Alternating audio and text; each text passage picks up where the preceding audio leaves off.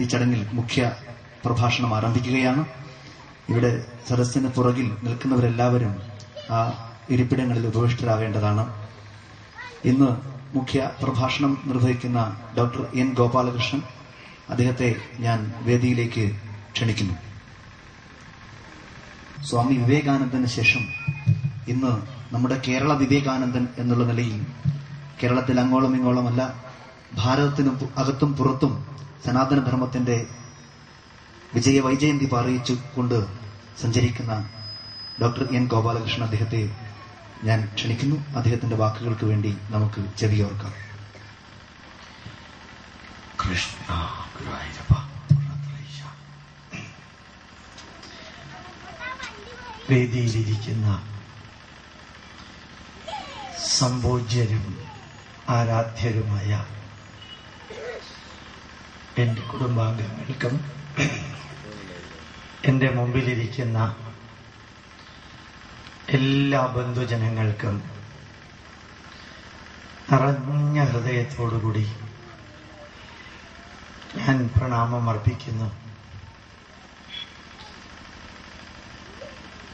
ഈ വർഷത്തെ എൻ്റെ ജീവിതം ധന്യമായ അനവധി പരമ്പരകളിലൂടെ വരാൻ സാധിച്ച ആ അനുഗ്രഹത്തിന് ഗുരുവായൂരപ്പനോടും തൃപ്പൂണിത്തുറയിലെ എൻ്റെ ഈശ്വരനായ പൂർണ്ണത്രയീശനോടും കർണാടകത്തിൽ ജനിച്ചു വളർന്ന ഗോപാലകൃഷ്ണന്റെ കുടുംബദേവതയായ എല്ലൂർ മഹാദേവ ക്ഷേത്ര പ്രതിഷ്ഠയോടും പ്രണാമപുരസ്സരം നമസ്കാരം, പ്രണാമമർപ്പിക്കുന്നു. കൈലാസത്തിലേക്ക് യാത്ര ചെയ്യാൻ, നടന്ന് പ്രദക്ഷിണം വയ്ക്കാൻ സാധിച്ചു. അമർനാഥിലേക്ക് നടന്ന് കയറിയിറങ്ങാൻ സാധിച്ചു. ബദരീനാഥിലേക്കും കേദാർനാഥിലേക്കും പോകാൻ സാധിച്ചു. കഴിഞ്ഞ ആഴ്ച ചൈനയിലെ വൻമതിലിൽ കൂടെ 6 കിലോമീറ്റർ നടക്കാൻ സാധിച്ചു. ടിയാനൻമെൻ സ്ക്വയറില് 5 മണിക്കൂർ നിൽക്കാൻ കഴിഞ്ഞ ശനിയാഴ്ച എനിക്ക് സാധിച്ചു. മാവോ സേതുങ്ങിന്റെ ഡെഡ് ബോഡിയുടെ മുമ്പിൽ നിന്ന് തൊഴാനും എനിക്ക് കഴിഞ്ഞ ആഴ്ച ഭാഗ്യം കിട്ടി. കഴിഞ്ഞ 3 ദിവസമായിട്ട് ഞാൻ പ്രഭാഷണം നടത്തിയ എല്ലാ ക്ഷേത്രങ്ങളിലും ഞാൻ ചെന്നപ്പോൾ കണ്ടതും കേട്ടതും ആ നാട്ടുകാരുടെ പരിപൂർണ സഹകരണത്തോടുകൂടി ആ ക്ഷേത്രങ്ങളെല്ലാം അസാധാരണമാം വിധം നവീകരിക്കപ്പെടുന്നു. അതില് ഹിന്ദുക്കൾ പങ്കെടുക്കുന്നു, ക്രിസ്ത്യാനികൾ പങ്കെടുക്കുന്നു, മുസ്ലിങ്ങൾ പങ്കെടുക്കുന്നു. കറകളഞ്ഞ യുക്തിവാദികളും മാർക്സിസ്റ്റുകാരും കോൺഗ്രസുകാരും RSSകാരും BJPക്കാരും ഒരുമിച്ച് കൈകോർത്ത് പിടിച്ച ക്ഷേത്രങ്ങളെല്ലാം നവീകരിക്കുന്ന കാഴ്ച കണ്ടപ്പോൾ, അതിനുശേഷം ഇന്ന് ഈ ദേശത്തിന്റെ ഈ പാന മഹോത്സവത്തിൽ പങ്കെടുക്കാനും കൂടി സാധിച്ചപ്പോൾ, പണ്ട് തറവാടുകളിൽ ഒതുങ്ങിക്കൂടിയ ആ ചടങ്ങ് ഇത്രയും സമുജ്വലമായ രീതിയിൽ ഇന്നും നാളെയുമായി കൊണ്ടാടാൻ നിങ്ങൾ എല്ലാവരും ശ്രമിക്കുന്നു. അതില് ജാതി, ഇസ, വർണ്ണ, വർഗ വ്യത്യാസങ്ങളില്ലാതെ എല്ലാവരും കൈകോർക്കുന്നു. ചെറുപ്പക്കാരും മുതിർന്നവരും സ്ത്രീകളും പുരുഷന്മാരും. ഇതെല്ലാം നേരിട്ട് കണ്ടപ്പോൾ 2 കൈയും കൂപ്പി എനിക്ക് പറയാൻ ഒരു പ്രാർത്ഥന മാത്രമേ ഉള്ളൂ. ഇനിയൊരു 10 ജന്മമുണ്ടെങ്കിൽ ജഗദീശ്വര, ഈ കേരളത്തില്, ഈ പവിത്രമായ ഭാരതത്തിന്റെ ഭാഗമായ കേരളത്തിൽ തന്നെ ഇങ്ങനെ തന്നെ നൽകണമേ എന്നൊരു പ്രാർത്ഥന. അത്രയും സന്തോഷം തോന്നുന്നു എന്റെ ഹൃദയത്തിന്റെ ഉള്ളിൽ നിന്ന് ഞാൻ ഈ വരികൾ പറയുമ്പോൾ. ഇന്നലെ വൈകുന്നേരം കുട്ടനെല്ലൂർ ഭഗവതി ക്ഷേത്രത്തിലെ പ്രഭാഷണം കഴിഞ്ഞപ്പോ ആ പ്രഭാഷണം ഞാൻ അവസാനിപ്പിച്ചതും ഒരു വരി പറഞ്ഞിട്ടാണ്. അഹം എന്ന സിനിമയില് തലപ്പാവ് കെട്ടിക്കൊണ്ട് കാല് നീട്ടിവെച്ച് മോഹൻലാല് കാവ്യവസ്ത്രമുടുത്ത് നടക്കുന്ന വേളയില് ഒരു പാട്ട് പുറകിൽ നിന്ന് ഗംഭീരമായിട്ട് വരുന്നുണ്ട്. ആ പാട്ട് നന്ദി ആരോടു ഞാൻ ചൊല്ലേണ്ടു, പാതിമെയ്യായ മാതാവിനോ പാതിമെയ്യായ പിതാവിനോ, 10 മാസം ചുമന്നെന്നെ ഞാനാക്കി മാറ്റിയ ഗർഭപാത്രത്തിനോ. അർത്ഥവത്തായൊരു പാട്ട്, മന്ത്രതുല്യമായ പാട്ട്. ആ മന്ത്രവരി പോലെയുള്ളത് എല്ലാ വേദിയിലും എനിക്ക് പറഞ്ഞ് അവസാനിപ്പിക്കണമെന്ന് തോന്നാറുണ്ട്. ചില വേദികളിൽ പറയാറില്ല, തനിയാവർത്തനമാകുമോ എന്ന് ഭയപ്പെട്ട്. ഇന്ന് നിങ്ങളുടെ മുമ്പിൽ നിൽക്കുമ്പോഴും എനിക്ക് സംഘാടകരോടും ഈ ദേശക്കാരോടും ഒന്ന് മാത്രമേ പറയാനുള്ളൂ. ഇതിന്ന് ആരംഭിച്ചു. നാളെ പ്രഭാതം മുതൽക്ക് 24 മണിക്കൂർ വരെ ഈ പാനാ മഹോത്സവം ആഘോഷിക്കുമ്പോൾ, ആചരിക്കുമ്പോൾ അത് ഈ ദേശത്തിനു മുഴുവനും ബുദ്ധിക്കും യുക്തിക്കും ശാസ്ത്രത്തിനും നിരക്കുന്ന വിധത്തില് സയന്റിഫിക്, ലോജിക്കൽ ആൻഡ് റാഷണൽ, ബുദ്ധിക്കും യുക്തിക്കും ശാസ്ത്രത്തിനും നിരക്കുന്ന വിധത്തില് എല്ലാ വിഭാഗം ജനതയ്ക്കും പ്രയോജനപ്പെടുന്ന രീതിയില് അറിവ് നേടിയും കൊടുത്തും കൊണ്ടുള്ള ജ്ഞാനപാന പോലെ ഒരു പാനാ മഹോത്സവമാക്കി മാറ്റണം. അതിനകത്ത് അതിഗംഭീരമായ അന്ധവിശ്വാസങ്ങളില്ലാത്ത ആത്മീയതയുണ്ടാവണം. മനസ്സിനും ശരീരത്തിനും കുടുംബ ബന്ധങ്ങൾക്കും സാമൂഹ്യ ബന്ധങ്ങൾക്കും പരമപവിത്രമായ ഭാരതത്തിന്റെ ഐക്യത്തിനും mind, body, family, society and nation sustainable and permanent, ശാശ്വതവും സ്ഥിരവുമായ നന്മകൾ ഉണ്ടാക്കുന്ന വിധത്തില് ഈ പാനാ മഹോത്സവം കൊണ്ടാടണം. എല്ലാ വർഷവും ഇതേപോലെ 2 ദിവസമുണ്ടെങ്കിൽ ഈ ശനിയാഴ്ച രാവിലെ ഉദ്ഘാടനം ആരംഭിച്ച് ഉച്ചയോടുകൂടി അവസാനിച്ച് പിന്നെ നാളെ രാവിലെ മാത്രമേ ഉള്ളൂ എങ്കിൽ ഈ ഗ്യാപ്പുകൾ ഫില്ല് ചെയ്യാൻ ഈ പ്രദേശത്തുള്ള നാടൻ കലകള് സമർപ്പണ ബുദ്ധിയ ഇവിടെ പ്രദർശിപ്പിക്കാൻ ആഗ്രഹിക്കുന്നവർക്ക് ഈ നാടിന്റെ പൈതൃക കലകള് സമർപ്പണ ബുദ്ധിയ ഇവിടെ പ്രദർശിപ്പിക്കാൻ ആഗ്രഹമുള്ളവർക്ക് ഒന്നാമത്തെ ദിവസം ഉച്ചയ്ക്കുള്ള ഭക്ഷണമുണ്ടെങ്കിൽ അത് കഴിഞ്ഞ് രാത്രി വരെ അത് പ്രദർശിപ്പിക്കാനുള്ള അവസരം ഉണ്ടാക്കണം. ആക്കണം, ഉണ്ടാകണം. അപ്പൊ നാളെ രാവിലെ മുതൽക്ക് മറ്റന്നാ രാവിലെ വരെയുള്ള പാനയുടെ ചടങ്ങുകളും അതിനു മുമ്പ് ഈ പ്രദേശത്ത് സചേതനമായി നിലനിന്നിരുന്ന കലാസാംസ്കാരിക നന്മകളും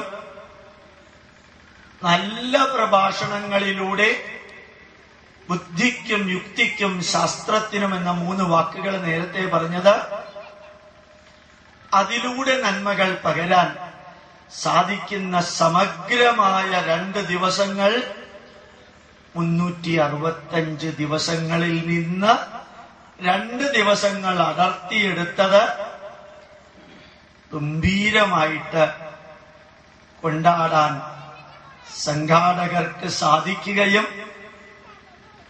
നന്മ നിറഞ്ഞ വേദങ്ങളും പുരാണങ്ങളും ഇതിഹാസങ്ങളും നന്മ നിറഞ്ഞ പ്രഭാഷണങ്ങളും ചില വീഡിയോകളും ഈ പാന സംഘാടക സമിതിയുടെ പേരിൽ തന്നെ 48 മണിക്കൂറും ഇവിടെ ലഭ്യമാക്കാനുള്ള അവസരവും ഉണ്ടാക്കിയാൽ ഈ ലോകത്തിലെ എല്ലാവർക്കും പ്രയോജനപ്പെടുന്ന ഒരു മഹോത്സവമാക്കി ഇത് മാറ്റാമെന്ന് മാത്രമല്ല,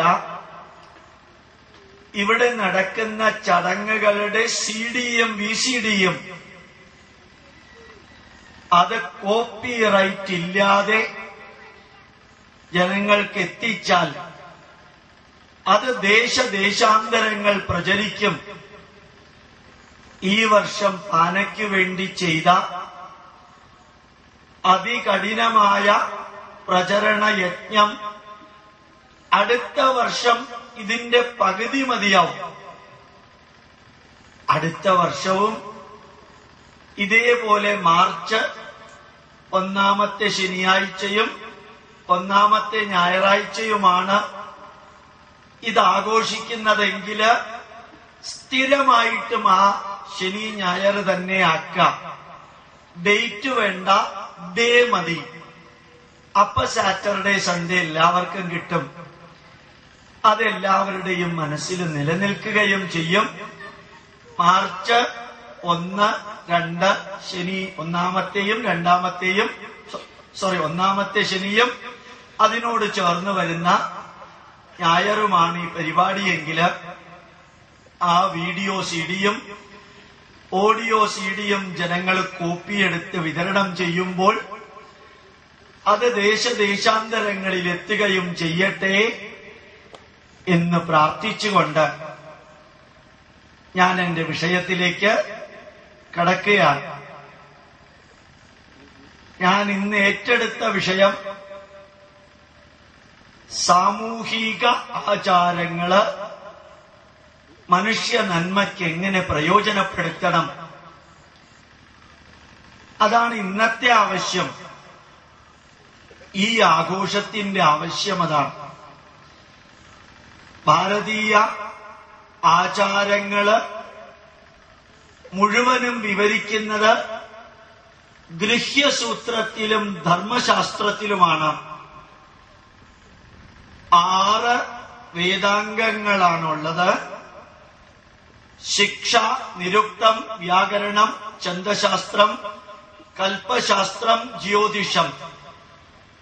6 വേദാംഗങ്ങളുള്ളതില് കൽപ്പശാസ്ത്രം എന്ന അതിബൃഹത്തായ ഗ്രന്ഥങ്ങളുടെ ഒരു ഗ്രന്ഥമല്ല, ഗ്രന്ഥങ്ങളുടെ കൂട്ടത്തിലാണ് നമ്മളൊരു ഗൃഹസ്ഥൻ, ഒരു കുടുംബനാഥൻ കുടുംബത്തിന് വേണ്ടി ആചരിക്കേണ്ട എല്ലാ ചടങ്ങുകളും വിവരിക്കുന്നത്. അതിന്റെ പേര് ഗൃഹ്യസൂത്രം. ഒരു രാഷ്ട്രത്തിന്റെ നന്മയ്ക്കു വേണ്ടി സാധാരണക്കാരായ മനുഷ്യര് മുതൽക്ക് രാജാവ് വരെ അനുശാസിക്കേണ്ട സർവ നന്മകളും ധർമ്മശാസ്ത്രത്തിൽ വിവരിക്കുന്നു. ഒരിക്കൽ കൂടി ഇപ്പൊ പറഞ്ഞത് പറയാം. ശിക്ഷ, നിരുക്തം, വ്യാകരണം, ഛന്ദശാസ്ത്രം, കൽപ്പശാസ്ത്രം, ജ്യോതിഷം, 6 വേദാംഗങ്ങളുള്ളതില് കൽപ്പശാസ്ത്രം എന്ന അതിബൃഹത്തായ ഗ്രന്ഥങ്ങളുടെ കണ്ടന്റ് ഒരു ഭാഗം ഗൃഹസ്ഥൻ, ഭാര്യ, ഭർത്താവ്, അച്ഛൻ, അമ്മ, മക്കൾ ഇവരനുഷ്ഠിക്കേണ്ട ആചാരങ്ങളും അനുഷ്ഠാനങ്ങളും അതിന് ഗൃഹ്യസൂത്രം എന്ന് പറയും. സാധാരണക്കാരിൽ സാധാരണക്കാരായ വ്യക്തി മുതൽക്ക് രാജാവ് വരെ രാഷ്ട്രത്തിന്റെ നന്മയ്ക്ക് അനുശാസിക്കേണ്ട ആചാരങ്ങള് ധർമ്മശാസ്ത്രം എന്ന ഗ്രന്ഥത്തിൽ വരുന്നു. ധർമ്മം എന്ന വാക്കിന്റെ അർത്ഥം ധാരയതി ഇതി ധർമ്മ, ധാരണാത് ധർമ്മ. നമ്മളെ എന്തൊന്നാണോ സംരക്ഷിക്കുന്നത്, ഏതൊന്നാണോ നമുക്ക് മാർഗനിർദ്ദേശം നൽകുന്നത്, ഏതൊന്നാണോ നമ്മുടെ ജീവിതം ധന്യമാക്കുന്നത്, അതിന്റെ പേരാണ് ധർമ്മം. ധർമ്മം എന്ന വാക്കിന്റെ അർത്ഥം ധരിക്കുന്നത്. ക്ഷമയാ ധരിത്രി, ഭൂമി നമ്മളെ ധരിക്കുന്നു. ഞാൻ ഈ ഷർട്ട് ധരിക്കുന്നു. ഷർട്ട് ധരിക്കുക. ഞാൻ തെറ്റിദ്ധരിക്കുന്നു. ധരിക്കുക. നമ്മളിൽ നിലനിർത്തുക, അതാണ് ധരിക്കുക എന്ന് പറയുന്നത്. അങ്ങനെ ജീവിതത്തിൽ ഉണ്ടാവേണ്ട, ജീവിതത്തിൽ ഉണ്ടാക്കേണ്ട നന്മകളുടെ മാർഗനിർദ്ദേശ രേഖകളാണ് ധർമ്മം. ആ ധർമ്മം വിവരിക്കുന്നു ധർമ്മശാസ്ത്രത്തില്. ഞാൻ കുവൈറ്റില് ഒരിക്കൽ ക്ലാസ് എടുക്കുമ്പോ ഒരു സ്റ്റുഡന്റ് എന്നോട് ചോദിച്ചു, 7ാം ക്ലാസ്സിലെ student, sir, everyone is telling that India is great. What is the greatness of India? ഇന്ത്യക്കാരൻ കുട്ടിയാ ചോദിച്ചത്. എല്ലാവരും പറയുന്നു ഇന്ത്യ ഗ്രേറ്റ് ആണെന്ന്. എന്താ ഇന്ത്യയുടെ ഗ്രേറ്റ്നെസ്? ഞാൻ പറഞ്ഞു, നിന്റെ ലെവൽ 7ാം ക്ലാസ്സാ. അത് കാരണം നിനക്ക് മനസ്സിലാകുന്ന വിധത്തിൽ ഒരു വരിയെ പറയാനും പറ്റുള്ളൂ, കഥ പറയാനും സാധിക്കില്ല. അതുകൊണ്ട് ഞാൻ നിന്നോട് പറയുന്നു, ഒരു സിഖുകാരൻ പ്രധാനമന്ത്രി, ഒരു ഹിന്ദു പ്രസിഡന്റ്, ഒരു മുസ്ലിം വൈസ് പ്രസിഡന്റ്, ഒരു ക്രിസ്ത്യൻ രാജ്യരക്ഷാമന്ത്രി ആയിട്ടുള്ള ഇവരെ ഭരിക്കുന്നത് ഇറ്റലിയിൽ നിന്ന് വന്ന ഒരു അമ്മച്ചിയാ. അത് തന്നെയാ നമ്മുടെ രാഷ്ട്രത്തിന്റെ ഗ്രേറ്റ്നെസ് എന്ന്. അവൻ ഉടനെ പറഞ്ഞു, ഇപ്പൊ മനസ്സിലായി സാറേന്ന്. അപ്പൊ ഒന്ന് ആലോചിച്ചു നോക്കാം, ഈ നാട് നിലനിൽക്കുന്നത് ഭരിക്കുന്നത് ആരാണെന്ന് നോക്കിയിട്ടല്ല, ഇതിനകത്തെ മഹത്വം എന്താണെന്ന് നോക്കിയിട്ടാ. കഴിഞ്ഞ ആഴ്ച ഇന്ത്യയിലെ വ്യവസായ മന്ത്രി ചൈനയിൽ വന്നു അത്രേ. ചൈനയിൽ വന്ന് അദ്ദേഹം ഒരു പ്രഭാഷണം നടത്തിയത് ചൈനീസ് പത്രങ്ങള് അസാധാരണ വൈഭവത്തോടുകൂടി കൊടുത്തു. സാധാരണ ഇന്ത്യയിലെ പ്രധാനമന്ത്രി ചൈനയിൽ വന്നാൽ പോലും അവർ ബോധർ ചെയ്യാറില്ല, പത്രങ്ങൾ ബോധർ ചെയ്യാറില്ല. ഇദ്ദേഹം പറഞ്ഞത് എന്താ? ചൈന അനുനിമിഷം ശ്രദ്ധയോടുകൂടിയ ഭരണ നേതാക്കളുടെ പ്രവർത്തനം കൊണ്ട് ചൈന അനുനിമിഷം പുരോഗമിക്കുന്നു. ശ്രദ്ധയോടുകൂടിയ ഭരണകർത്താക്കളുടെ പ്രവർത്തനം കൊണ്ട് ചൈന പുരോഗമിക്കുന്നു. ഭാരതം ഭരണകർത്താക്കൾ ഉണ്ടെങ്കിലും ഇല്ലെങ്കിലും ഭാരതം പുരോഗമിച്ചുകൊണ്ടേയിരിക്കും. ഇതാണ് ആ മന്ത്രി അവിടെ പറഞ്ഞത്. എനിക്ക് തോന്നി സത്യം അതാണ്. ഇവിടെ ആരുണ്ടെങ്കിലും ആരില്ലെങ്കിലും BC 8275 മുതൽക്ക് AD 2012 വരെയുള്ള 10,000 വർഷത്തെ കാലഘട്ടത്തില് ഈ രാഷ്ട്രത്തിൽ ആരെല്ലാം അതിക്രമിച്ച് കേറി കൊന്നു കൊലവിളിച്ച് അടിച്ച് തകർത്ത് തരിപ്പണമാക്കിയിട്ടും എന്റെ ഭാരതം, നമ്മുടെ ഭാരതം മരിച്ചില്ല.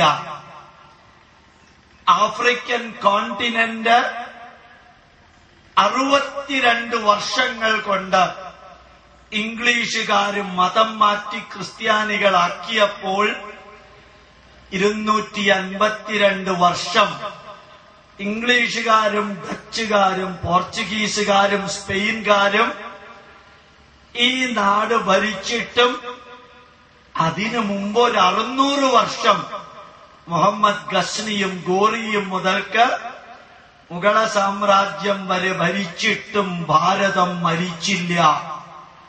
കാരണം ധർമ്മശാസ്ത്രം. ഈ നാട് നിലനിന്നത് ധർമ്മത്തിന്റെ അടിസ്ഥാനത്തിലാണ്.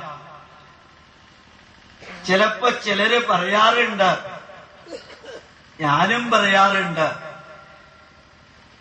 ഒരു ദൈവപുത്രനെയാണ് ദൈവം യെരുശലേമിലേക്ക് അയച്ചത്. അങ്ങേര് വന്നിട്ടുണ്ടെങ്കിൽ ഒരു ദൈവദൂതനെയാണ് മക്കയിലേക്ക് അയച്ചത്. വന്നിട്ടുണ്ടെന്ന് തോന്നണം. 1 or 2 പേരെ അയച്ചാൽ പറ്റില്ല. ഞാൻ തന്നെ വരേണ്ട സ്ഥലമാണ് ഭാരതം എന്ന് തിരിച്ചറിഞ്ഞിട്ട മഹാവിഷ്ണു 10 അവതാരമായിട്ട് ഈ നാട്ടിൽ വന്നത്. പന്നിയായിട്ട് പോലും ഇവിടെ വന്നു. എന്താ കാരണം? ഏത് രൂപത്തിൽ വന്നാലും തം ദേവനിർമ്മിതം ദേശം ഹിന്ദുസ്ഥാനം പ്രചക്ഷതേ, ഈശ്വരനാൽ സൃഷ്ടിക്കപ്പെട്ടൊരു രാഷ്ട്രം. അതാണ് നമ്മുടെ ഭാരതം.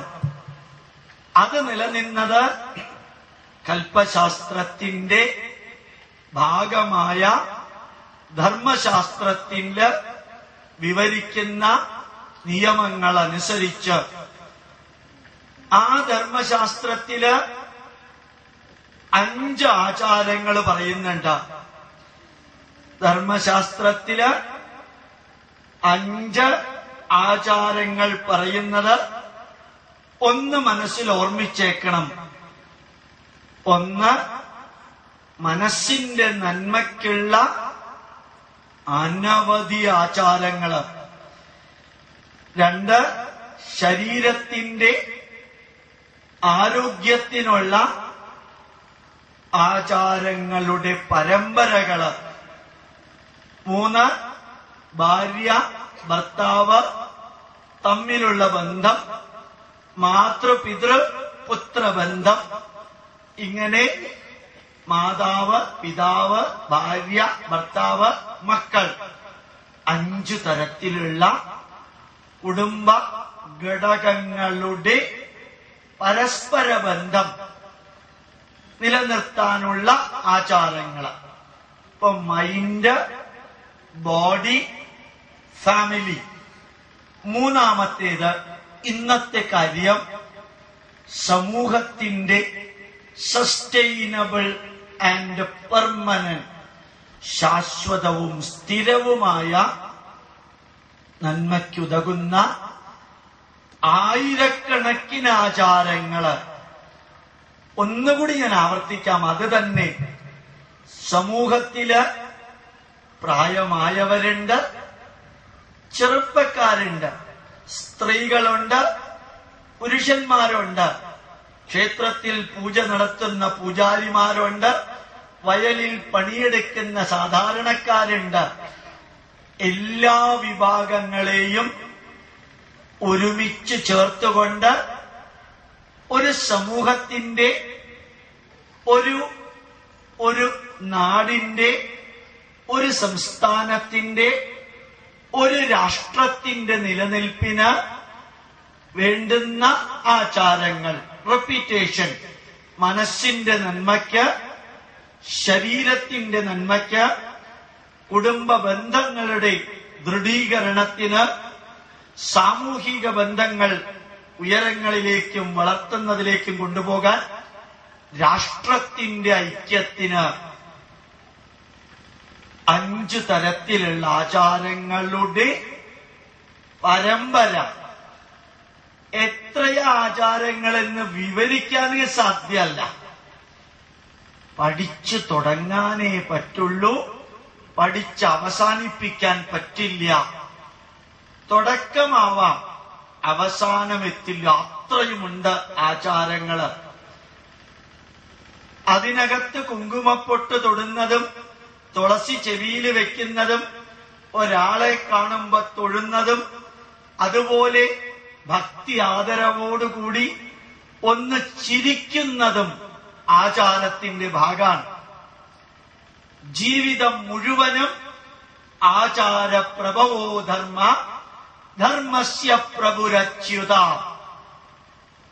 ആചാരങ്ങളിലൂടെ ധർമ്മം പ്രഭാപൂരിതമാകുന്നു. ആചാരങ്ങളിലൂടെ ധർമ്മം പ്രഭാപൂരിതമായിത്തീരുന്നു. ആ ധർമ്മത്തിലൂടെ ച്യുതിയില്ലാത്ത, ഡീഗ്രഡേഷൻ ഇല്ലാത്ത അവസ്ഥയിലേക്ക് നമ്മൾ എത്തിച്ചേരുന്നു. അങ്ങനെ ഒരു രാഷ്ട്രം. അതുകൊണ്ട് ആ ഭാരതത്തിന്റെ ഡെഫനിഷൻ എന്താ അറിയോ?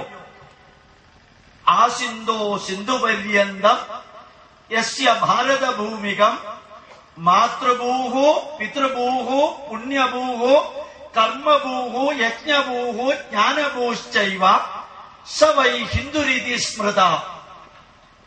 ഭാരതഭൂമിയെ പുണ്യഭൂമിയും മാതൃഭൂമിയും പിതൃഭൂമിയും കർമ്മഭൂമിയും യജ്ഞഭൂമിയും ജ്ഞാനഭൂമിയുമായിട്ട് ആരെല്ലാമാണോ കണക്കാക്കുന്നത് അവന്റെ പേരാണ് ഹിന്ദു എന്ന്. മാതൃഭൂമിയും പിതൃഭൂമിയും പുണ്യഭൂമിയും ജ്ഞാനഭൂമിയും കർമ്മഭൂമിയും യജ്ഞഭൂമിയുമായ ഈ ഭാരതം നിലനിന്നിരുന്നത് ഭരണകർത്താക്കളുടെ കപ്പാസിറ്റി കൊണ്ടല്ല.